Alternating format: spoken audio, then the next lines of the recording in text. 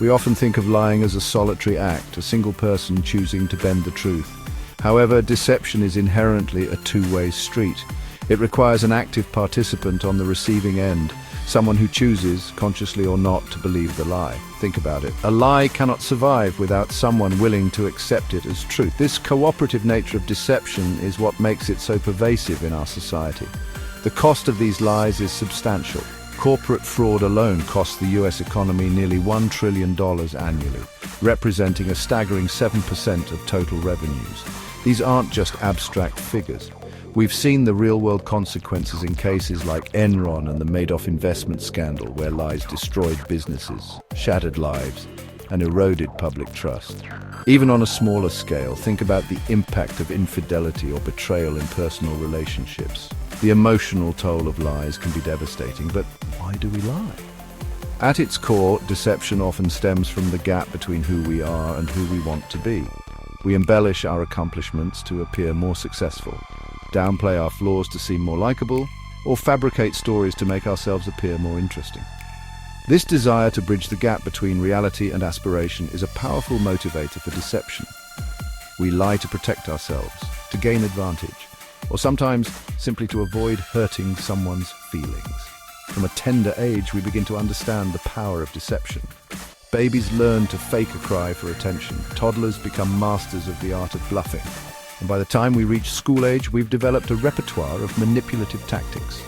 As we mature, our lies become more sophisticated, reflecting our growing understanding of social dynamics and consequences. Lying, in a sense, becomes a learned social skill, honed through trial and error.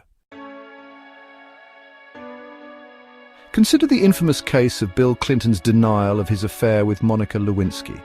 His infamous phrase, "I did not have sexual relations with that woman," illustrates a classic verbal cue of deception: the non-contracted denial, the overly formal language, the distancing pronoun, "that woman," and the qualifying statement all point to an attempt to create distance from the truth.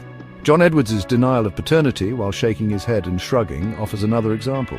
This time, it's the non-verbal leakage contradicting the verbal statement that raises red flags. Such discrepancies between words and actions are often more telling than any single gesture or phrase.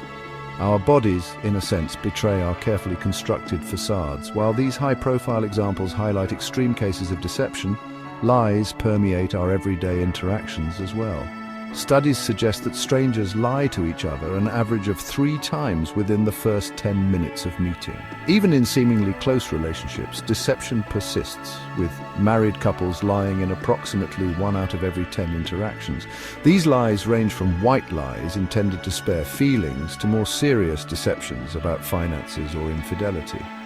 The pervasiveness of lying raises the question, can we become better at detecting it? The answer is a qualified yes. While there's no foolproof method to become a human lie detector, understanding the psychology and mechanics of deception can equip us with valuable tools.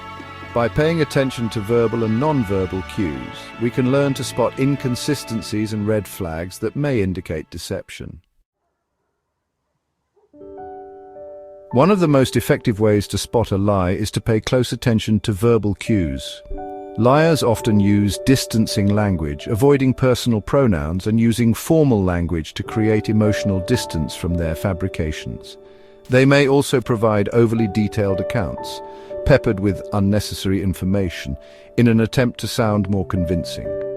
These verbal gymnastics are often a sign that someone is carefully constructing a narrative rather than recounting a genuine experience. Body language offers another window into a person's truthfulness. While some cues, like increased blink rate or fidgeting, can be unreliable indicators on their own, they become more significant when clustered with other signs. Look for inconsistencies between a person's words and their body language. For example, someone who claims to be excited about something but displays closed-off body language may be masking their true feelings. Micro-expressions, those fleeting facial expressions that last for a fraction of a second, can also betray a person's true emotions. These expressions are difficult to control and often leak out unconsciously, revealing emotions that someone might be trying to conceal. For example, a fleeting expression of contempt characterized by an asymmetrical lip corner pull might betray a liar's true feelings. Learning to recognize these subtle cues can provide valuable insights into a person's veracity. One particularly chilling tell is duping delight, a subtle expression of pleasure that some individuals display when they believe they've successfully deceived someone. This expression, often characterized by a smirk or a gleam in the eye, reveals the exhilaration that some people derive from getting away with a lie. Diane Downs, the woman who murdered her children, famously displayed duping delight during televised interviews, further solidifying her guilt in the eyes of many. While technology like eye trackers, brain scans, and MRIs hold promise for lie detection, these methods are still in their infancy and shouldn't be relied upon as foolproof measures. The most effective approach to lie detection involves a combination of observation, critical thinking, and a healthy dose of skepticism.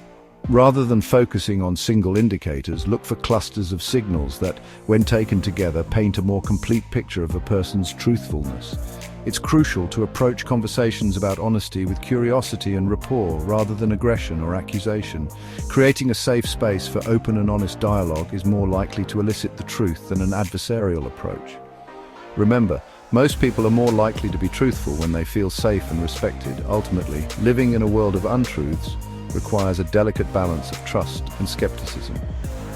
By understanding the motivations behind deception, recognizing the telltale signs of lying, and approaching conversations with a discerning yet compassionate lens, we can navigate the complexities of human interaction with greater awareness and resilience.